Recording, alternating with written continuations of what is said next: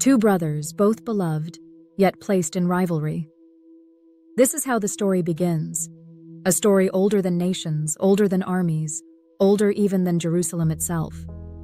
It begins in the tent of Abraham, the father of faith, whose life became the seed of Judaism, Christianity, and Islam alike.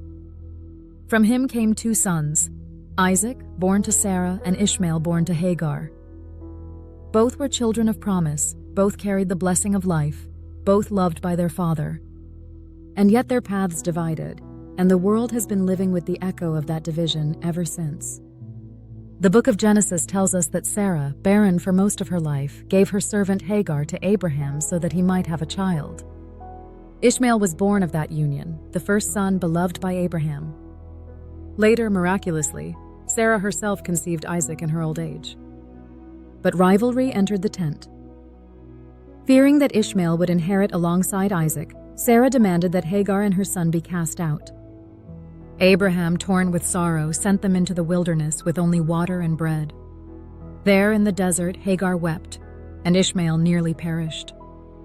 But the voice of God called out, opening a spring of water, promising that Ishmael too would become a great nation. Isaac remained the heir of covenant, yet Ishmael carried his own blessing. From these two sons, traditions trace lineages. Jews see themselves as descendants of Isaac, inheritors of covenant and promise. Muslims see themselves as descendants of Ishmael, the child saved in the desert, whose line would lead to the Prophet Muhammad. And Christians, grafted onto Isaac's line through Abraham's faith, inherit both the hope and the rivalry. For thousands of years, the story has shaped identities, not only as myth but as mirror. It taught children which branch of the family tree they belonged to, which son they called their ancestor. But it also planted a question: who is chosen and who is cast away? The rivalry of Isaac and Ishmael is not merely historical, it is archetypal.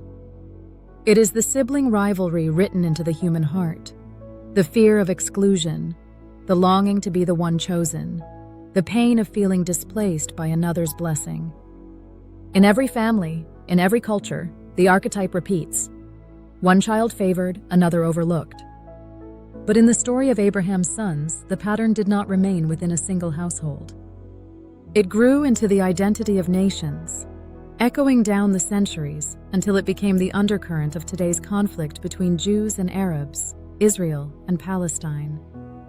For the Jewish people, Isaac represents survival through miracle.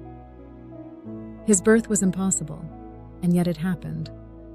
He embodies the covenant of promise that even when hope seems barren, God brings life. To be a child of Isaac is to be a people of covenant, uniquely bound to God's faithfulness. But with this identity comes exclusivity. If Isaac is chosen, then Ishmael is not. The shadow of election is rejection. For centuries, Jews have carried both the strength of chosenness and the vulnerability of exclusion by others, a paradox etched into their survival. For Muslims, Ishmael represents resilience in the wilderness. He was the child nearly abandoned, yet sustained by God's mercy. His blessing was not through inheritance, but through survival, through God's direct provision when human structures cast him aside. To be a child of Ishmael is to be a people of steadfastness, sustained not by human favor, but by divine care. Yet with this identity also comes the sting of being cast out, the memory of rejection that becomes defiance, dignity claimed not through others' recognition, but through God's own promise. Here we see the archetype: chosen versus rejected, inheritance versus exclusion.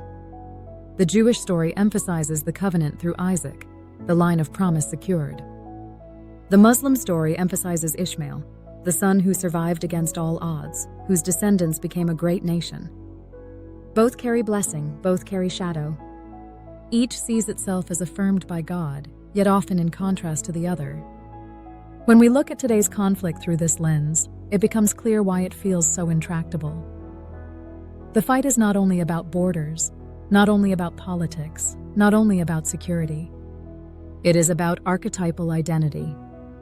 Each people sees itself as child of the promise, carrying legitimacy through divine blessing. Each fears that recognition of the other means denial of their own legitimacy. To affirm Ishmael feels, for some Jews, like a threat to Isaac's chosenness. To affirm Isaac feels, for some Muslims, like a return to Hagar's banishment. And so the rivalry persists, written not only in scripture but in psyche. And yet, the scriptures themselves offer more complexity than the rivalry alone. Though Sarah demanded Ishmael's exile, the text also affirms God's blessing upon him. Though Isaac inherited the covenant, Ishmael too became a great nation, his descendants countless like the stars. Both sons were promised greatness. Both were beloved of Abraham. The rivalry was never the whole story. It was the human reading of a divine abundance. In God's vision, the blessing was not either or, but both and. But humanity often struggles to live into abundance. Fear narrows vision. We cling to the idea that only one can be chosen, only one can inherit, only one can belong. The archetype of rivalry repeats wherever fear triumphs over trust. And in this land, where the sons of Abraham both claim their home, fear has ruled for generations. The child of Isaac fears erasure by the child of Ishmael. The child of Ishmael fears denial by the child of Isaac. And so they clash, generation after generation, repeating the family drama on the stage of nations. Yet healing is possible because the archetype itself contains the seed of reconciliation. In Genesis, after years of estrangement, Isaac and Ishmael appear together again to bury their father, Abraham. Side by side, they honor their ancestor, each carrying his memory, each carrying his blood. They are rivals, but they are also kin. That moment is a glimpse of another possibility, that the rivalry is not eternal, that brothers can stand together when they remember their shared origin. Healing begins when the brothers see each other not as rivals, but as kin. For Jews and Muslims, Israelis and Palestinians, this means remembering that their stories are bound together, not opposed. It means seeing that chosenness need not imply rejection, that inheritance need not require exclusion. It means reframing the story of Abraham's sons not as a competition, but as a shared testimony, that God's blessing is abundant enough for both. This does not erase history. It does not deny trauma. It does not dissolve the deep wounds carried by both peoples. But it shifts the lens.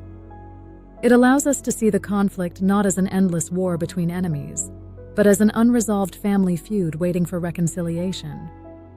It opens the possibility that the archetype can be transformed, that Isaac and Ishmael can finally embrace not in rivalry, but in recognition. Two brothers, both beloved, yet placed in rivalry. That is the story we inherit. But it need not be the story we repeat. The inheritance of Abraham is not only the land, not only the promise, not only the covenant. It is also the call to faith, to trust in divine abundance, to believe that God's blessing is not a scarce resource to be hoarded, but an overflowing stream. When Isaac and Ishmael stand together, when their descendants see each other as kin, the rivalry will end. And perhaps then, the sacred land will no longer be soaked in the tears of brothers, but will become again what it was always meant to be, a place where heaven and earth meet, and the family of humanity remembers itself as one.